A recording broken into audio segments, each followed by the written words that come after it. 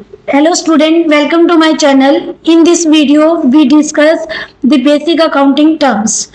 We have already discussed some of the basic accounting term in previous video. Now we are going to study further more basic accounting terms related to the same topic. The next one is purchases.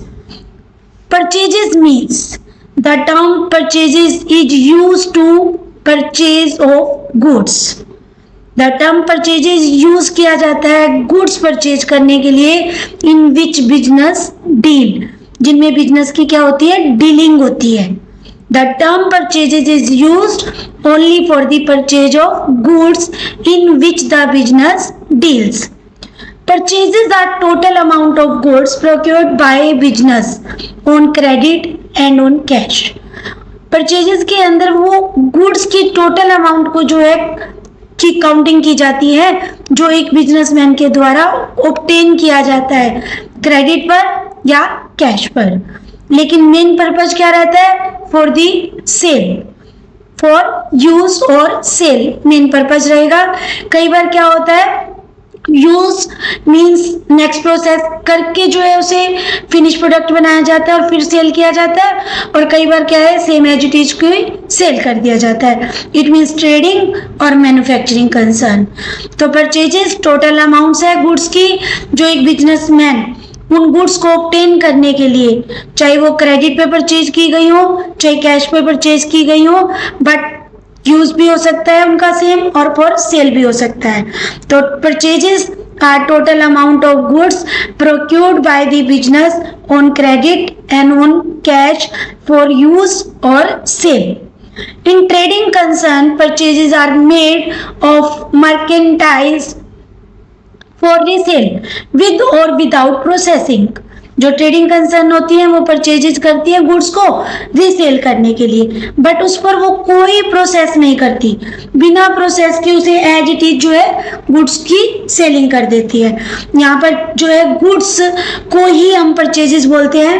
Means यहाँ पर जो business की dealing होती है जिन goods में, उनके लिए हम परचेजेज वर्ड लगाएंगे. जब उनकी हम जर्नल एंट्री जो प्रिपेयर करेंगे तो हम जो है परचेजेज के नेम से करेंगे. ट्रेडिंग मीन्स ओनली उन्होंने जो है रॉ मटेरियल परचेज किया और उसको जो है एज इट इज जो सेल कर दिया. फिनिश प्रोडक्ट परचेज किया तो एज इट इज सेल कर दिया, मीन्स विदाउट प्रोसेसिंग. बट एक मैन्युफैक्चरिंग कंसर्न है तो raw material are purchased process further into finish goods. जो मैन्युफैक्चरिंग कंसर्न होंगी जो इंडस्ट्री लेवल पर वर्क कर रही हैं तो वो क्या करेंगी, पहले रॉ मटेरियल को जो है उसके ऊपर प्रोसेस करेंगी, उसे जो है फिनिश गुड्स के अंदर कन्वर्ट करेंगी और फिर सेल करेंगी. परचेजेस में भी कैश परचेजेस और क्रेडिट परचेजेस. जब परचेजेस को हम काउंट करेंगे तो both are included, cash as well as credits. Right student, in case of trading goods we purchase only for sale, resale. In both the cases, manufacturing or trading, the main purpose is to earn the profit by its resale. Only main purpose to earn the profit. For example, if a cloth dealer purchase cloth for sale, the cloth dealer purchase cloth for sale, the cloth so purchase will be called goods because उसी में उसकी dealing होती है cloth में. तो जो cloth उसने purchase किया तो वो उसके लिए गुड्स कहलाएंगी.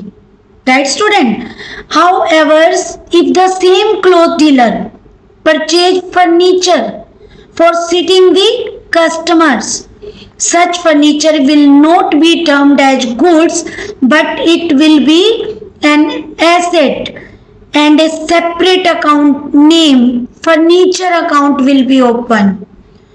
Yes student, right, कि एक सेपरेट अकाउंट अगर वो फर्नीचर परचेज कर रहा है कि उसके जो है कस्टमर आएंगे और वहां पर फर्नीचर पर जो है सीटिंग करेंगे, सीटिंग के पर्पज से उसने फर्नीचर परचेज किया है तो उसके लिए जो हमारा अकाउंट ओपन होगा वो फर्नीचर अकाउंट ओपन होगा, उसको हम परचेजेस में राइट अप नहीं करेंगे.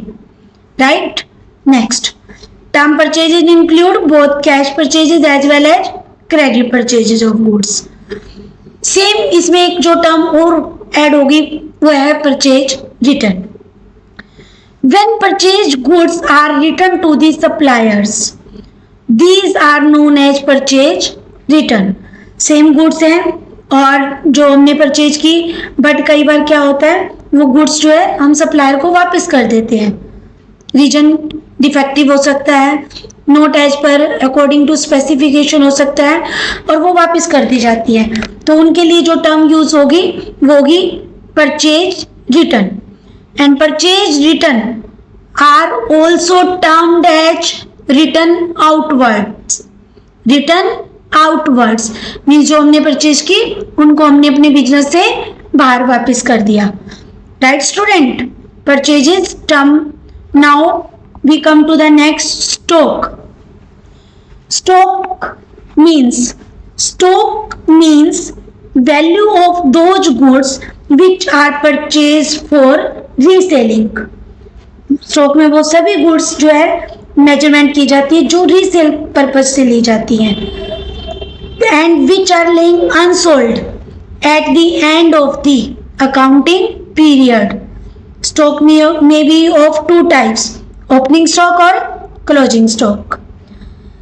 Stock means inventory is a measurement of something on hand goods, spares and other item in a business। जो स्टॉक के अंदर हम क्या है इंक्लूड कर रहे हैं, गुड्स को, स्पेयर्स को, जो भी बिजनेस की है उनको जो है इंक्लूड कर रहे हैं। इनको हम जो है स्टॉक इन ट्रेड भी बोलते हैं, स्टॉक इन हैंड भी बोलते हैं। The stock on hand is the amount of goods which are unsold at the end of the year. This is termed as closing stock। उसको हम क्या बोलेंगे, क्लोजिंग स्टॉक बोलेंगे। और मैन्युफैक्चरिंग कंसर्न है तो closing stock comprises raw material, finish goods और semi finish goods, तीनों का जो है हम इंक्लूड करते हैं। स्टॉक में तो हमने दो ही काउंटिंग की, ओपनिंग स्टॉक और closing stock. Opening stock means the value of goods laying unsold at the beginning of the accounting period. Right student, और where as term closing stock means the value of goods laying unsold at the end of the accounting period. Right. And inventory जो होती है वो manufacturing concern case में there is opening और closing inventory of 4 types. Right student, opening और closing inventory जो होगी वो 4 टाइप्स की होंगी। First, inventory of raw material. It includes inventory of raw material purchase for using them in the products manufactures but still laying unused। Manufacture purpose से raw material purchase किया गया business में, means inventory of raw material purchase की गई but अभी fully utilise नहीं हुई, raw material जो फुली यूटिलाइज नहीं हुआ। For example, value of cotton in case of cloth mill is the inventory of raw material. कि एक क्लॉथ जो है मिल है और वो क्या कर रही है, उसने जो है क्लॉथ प्रोड्यूस करने के लिए कॉटन परचेज की, तो कॉटन अभी जो है कुछ बच गई, तो उसके लिए हम वर्ड यूज करेंगे inventory of raw material. Yes student, inventory of raw material. And next is inventory of work in progress. Inventory of work in progress, it is also termed as inventory of partially finished goods। partially means जिस पर कुछ activity तो हो चुकी है but अभी उस पर जो है कुछ प्रोसेस करनी बाकी है, जब तक वो प्रोसेस नहीं होगी तब तक वो फिनिश प्रोडक्ट नहीं बनेगा। It means goods of semi finish form. Such goods need further processing for converting into finished product। Right student? Second term semi means finished product अभी नहीं बना और उसके लिए further process की अभी need है। For the valuation of work in progress, the value of raw material used in it, the cost of labor, fuel, power, other expenses on proportionate basis are included. जितना हमने जो material उसके ऊपर use किया है तो proportionate जो है हमने उसके अंदर जो इंक्लूड करेंगे. इन case of example, in case of cloth mill, the value of thread and the unfinished cloth will be the inventory of work in progress. Value of जो है thread वो क्या कहलाएगी? वर्क इन प्रोग्रेस कहलाएगी, क्योंकि cotton से thread बन चुका है बट क्लॉथ मिल है, उसे कंप्लीट जो है क्लॉथ मैन्युफैक्चर करनी है, ड्रेसेस बनानी है या क्लॉथ बनाना है, अभी फुल वर्क कंप्लीट नहीं हुआ, अभी प्रोसेस उस पर रिमेनिंग है, तो वो सेमी फिनिश गुड्स की कैटेगरी में आएगी. Right student. Third, inventory of finish goods.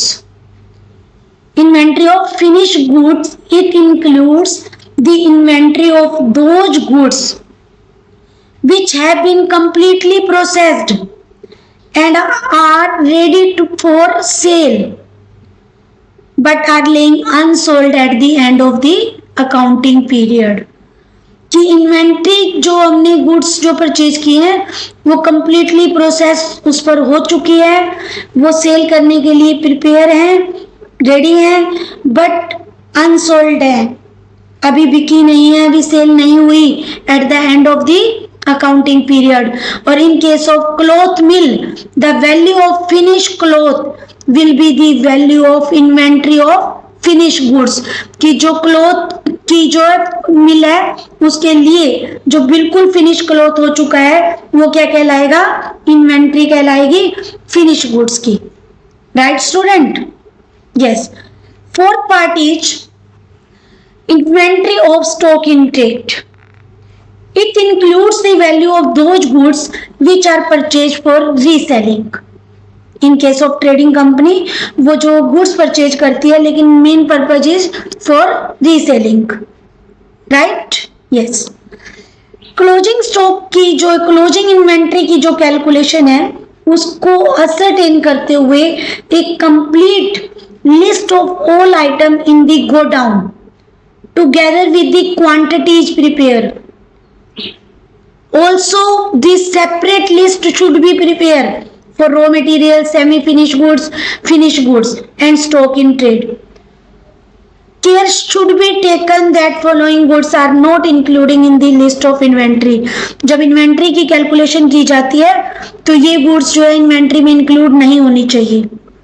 For example, goods which have been sold but remain undelivered. बेच दी गई हैं, सेल कर दिया है बट अभी गुड्स की डिलीवरी नहीं हुई, तो इन्वेंट्री के अंदर इसको इंक्लूड नहीं करेंगे.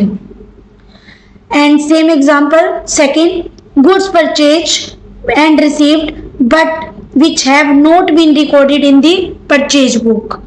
Right student.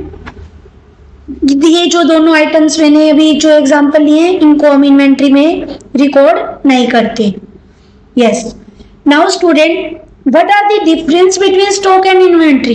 That question, what are the differences between stock और inventory? Stock refers only to the value of those goods which are purchase for reselling, जिनको हम रीसेल करने के लिए परचेज करते हैं, and which are laying unsold at the end of the accounting period. Right student? An inventory is a wide term. It includes stock also. Fourth number पे मैंने counting की थी स्टॉक की, तो इन्वेंट्री एक बहुत बड़ी टर्म है as comparison of stock, because inventory has 4 types. Inventory has 4 types. It includes stock also. Thus, the inventory includes the following: inventory of raw material, inventory of semi-finished goods, inventory of finished goods और inventory of stock. Right student? Inventory में हमने 4 की counting की है और only stock के अंदर के material which is purchased for only reselling but remains unsold at the end of the accounting period. right? Now we come to the next term, debtors. Debtors are persons and or other entities who owe to an enterprise an amount for buying goods and services on credit.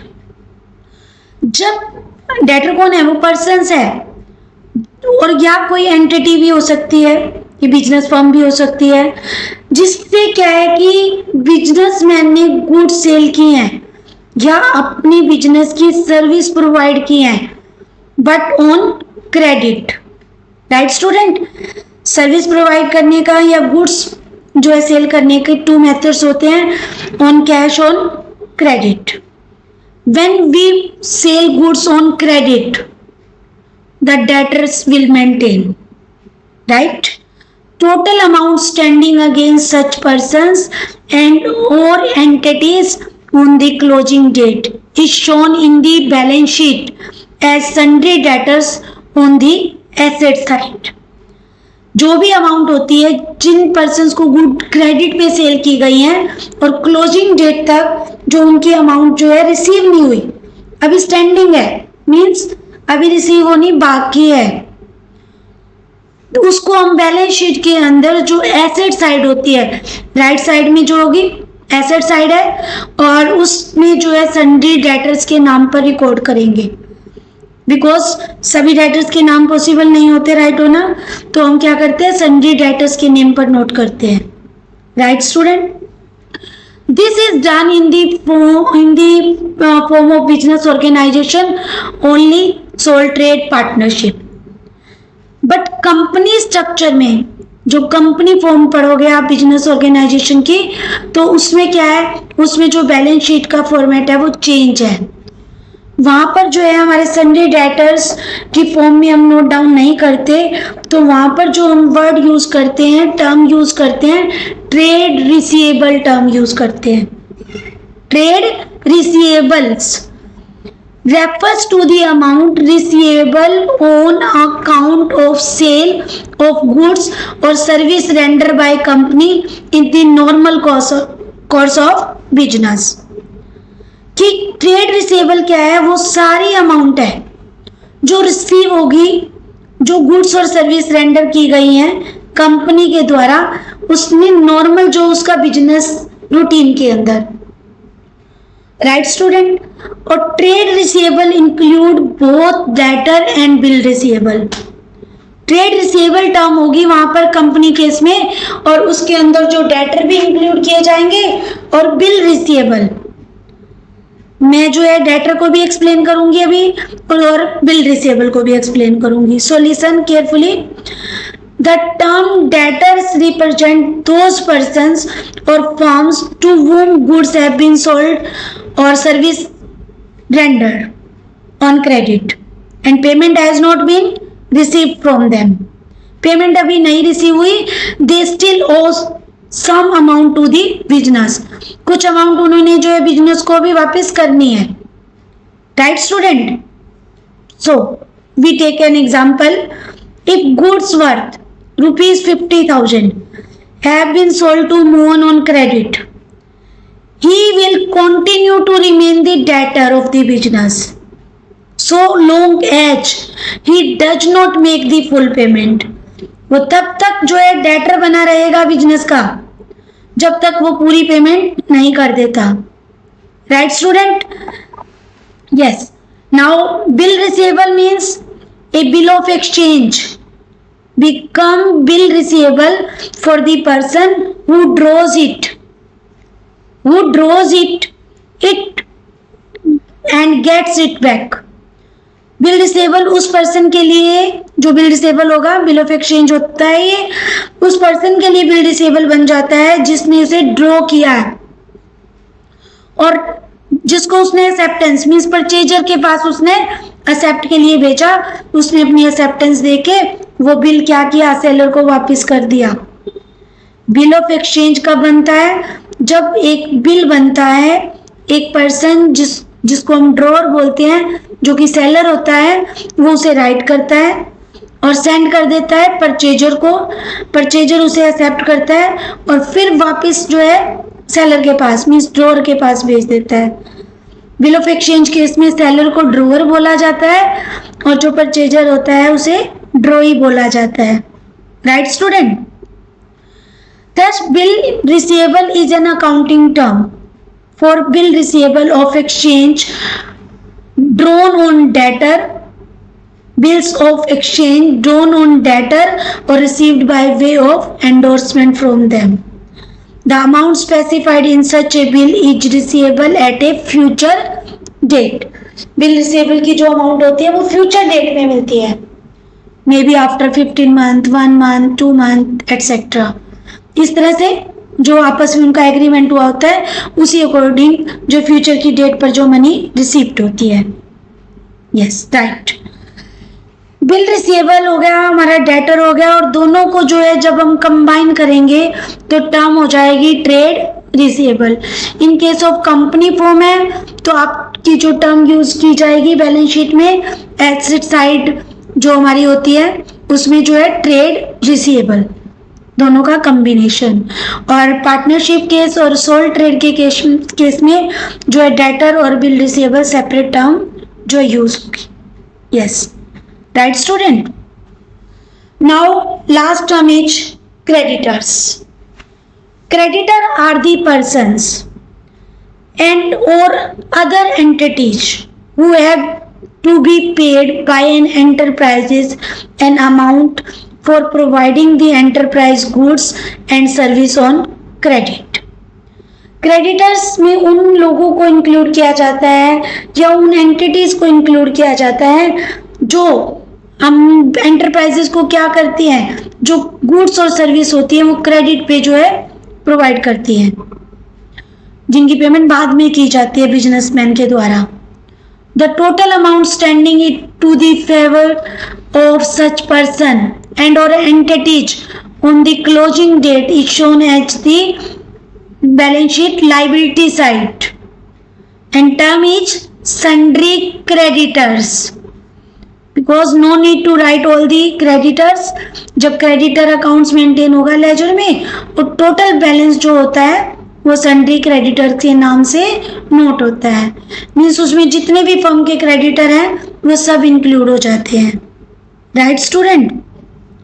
आपको जो है समझ आई होगी कि creditors वो persons होते हैं या कोई फर्म भी हो सकती है जो कि बिजनेस को क्या प्रोवाइड करते हैं, गुड्स और सर्विस देते हैं लेकिन ऑन क्रेडिट पर, कि जिनकी पेमेंट क्या होती है उसी समय नहीं होती, बाद में होगी। Right? Now we take the example, if goods worth ₹50,000 are purchased from Govind on credit, he will continue to remain the creditor. Creditor means लेनदार बन गया फर्म का, so long as full payment is not made to him. जब तक firm उसको पूरी payment नहीं कर देती वो फर्म का क्रेडिटर रहेगा और बैलेंस शीट की जो है लायबिलिटी साइड में नोट होगा, बैलेंस शीट की लायबिलिटी साइड में, क्योंकि फर्म की क्या बन गई, लायबिलिटी। Right student? सेम जो है आपकी ये जो बिजनेस लेवल जो फॉर्म होगी हमारी सोल ट्रेड की और पार्टनरशिप की, तो क्रेडिटर टर्म्स जो है बैलेंस शीट में यूज की जाएगी। और एक टर्म होती है इसी जो क्रेडिटर होते हैं हमारे जो है बिल पेबल में कन्वर्ट होते हैं, तो बिल पेबल टर्म होती है। अब ये बिल पेबल जो मैं एक्सप्लेन कर रही हूँ, bill payable means a bill of exchange becomes bill payable for the person who accept it. जो कि हमने जो परचेजर केस किया था, तो परचेजर जो होगा जिसको मैंने क्या बोला था, ड्रॉई। Right student? वो क्या है, जब बिल को एक्सेप्ट करता है और ड्रॉअर को वापस कर देता है। अब उसने एक्सेप्ट किया तो उसे वो अमाउंट पे करनी है, तो एक्सेप्टर के लिए जो क्या बन जाएगा वो बिल पेबल बन जाता है। और bill payable is an accounting term है फॉर बिल ऑफ एक्सचेंज के लिए जो यूज होती है, वो कब यूज होती है, जब उसको उस बिल को एक्सेप्ट कर लिया जाता है क्रेडिटर की फेवर में, क्रेडिटर्स जो हमारे लेनदार है।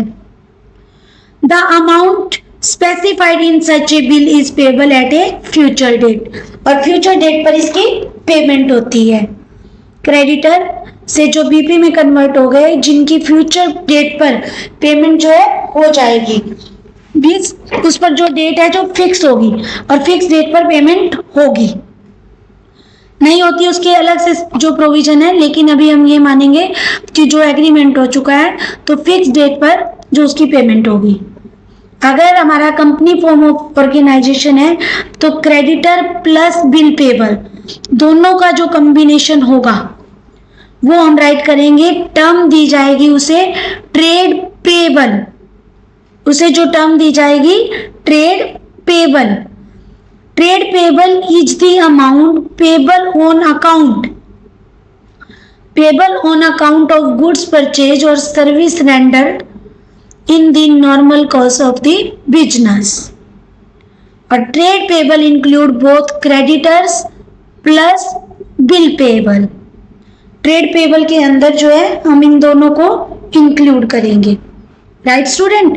ट्रेड पेबल में हम जो है क्रेडिटर प्लस कॉम्बिनेशन लेंगे, बिल पेबल का लेंगे, और जो कंपनी फॉर्म ऑफ बिजनेस की जो है बैलेंस शीट होगी तो उसमें जो लाइबिलिटी साइड होती है उसमें हम जो है ट्रेड पेबल के नाम से शो करेंगे दोनों का कॉम्बिनेशन। अगर हमारे बिल पेबल नहीं है तो ओनली क्रेडिटर राइट इट, अगर दोनों है तो दोनों का combination, right student. These are the basic terms which used in accounting. जब हम अकाउंटिंग के अंदर जर्नल मेंटेन करना सीखेंगे तो इन टर्म्स के बारे में हमें नॉलेज होना बहुत जरूरी है, इसलिए आपको ये सारी टर्म्स जो है अच्छे से लर्न करनी है ताकि आप जो अकाउंटिंग ट्रीटमेंट बहुत अच्छे से कर सकें। स्टूडेंट, इन टर्म्स के अलावा भी जो है कुछ बेसिक टर्म्स हैं जो कि बिजनेस की जो अकाउंट बुक में जो यूज़ की जाती हैं और उनकी भी नॉलेज मैं आपको यहाँ दे रही हूँ। फॉर एग्जाम्पल, बैड डेप्ट। Bad debt, it is the amount that has been irrecoverable from a debtor. It is a business loss and it is debited to P&L account as an expense. Bad debt.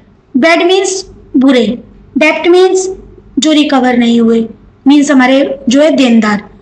Bad debt means ऐसे जो हमारे debtor जो हमें पे नहीं कर रहे, means डूब गए हैं, अमाउंट जो उनसे मिलनी थी ना वो अभी रिकवर नहीं हो रही, इरिकवरेबल है। तो एक मीन्स ये लॉस है, एक बिजनेस लॉस है, और लॉस को हम जो है कौन से अकाउंट में राइटिंग करते हैं, उनकी प्रॉफिट एंड लॉस अकाउंट में एज एन एक्सपेंस की तरह, right student. Next basic term is insolvent, जिसकी प्रोनाउंसिएशन हम जो यूज करते हैं दिवालिया। A person or an enterprise which is not in position to pay its debt is called insolvent. उनको हम क्या बोलेंगे? Insolvent बोलेंगे। Then reverse term is solvent. A person or an enterprise which is in position to pay its debt is called solvent. Right student? उनको हम क्या बोलेंगे? Solvent. Next, livestock, domestic animals such as cattle, horses are known as livestock. उसको हम livestock बोलते हैं। Animals जो category में आते हैं, और इन एनिमल्स में जो है कैटल हो गया, horse's. And last term investment, काफी जो है अकाउंटिंग में जो यूज होगी term investment. Investment refers to deployment of funds in the share or debenture of companies with the intention of earning a return. Share और debenture companies, जो दूसरी companies की हम जब कभी शेयर परचेज कर लेते हैं या डिबेंचर परचेज कर लेते हैं, when we have excess money, तो हम क्या है, हमारा इंटेंशन क्या रहता है? प्रॉफिट गेन करना, प्रॉफिट अर्न करना, रिटर्न अर्न करना। उसके ऊपर जो है रिटर्न मिलता है हमें डिविडेंड फॉर्म में और इंटरेस्ट फॉर्म में। तो वो अर्न करने के लिए हम क्या करते हैं? दूसरी कंपनी के जो शेयर और डिबेंचर परचेज करते हैं उसको कॉल करते हैं, जो टर्म वो है investments, right student. These are these basic terms which are used in accounting, right? I hope this video is very effective to you. So share this video to your friends and like and subscribe the channel. If you have any doubt, write in comment box. Here in this chapter, test your understanding are given, total 5. Try to solve each. If you have any problem, then tell me in comment box. Right student, आप अपना जो है अपना views comment books में right कर दें अगर आपको किसी भी टर्म में जो है डिफिकल्टी आई है, और या फिर जो टेस्ट आपकी अंडरस्टैंडिंग जो गिवन है सेम इसी बुक में इसी चैप्टर में, उनको सोल्व करने की जो है कोशिश करें. किसी भी पॉइंट को जब आपको लगता है कि ये समझ नहीं आया तो कमेंट बॉक्स में उसे टाइट अप करें एंड शेयर करें इस वीडियो को अपने फ्रेंड्स को. Like and subscribe this channel. Thank you and have a cheerful day.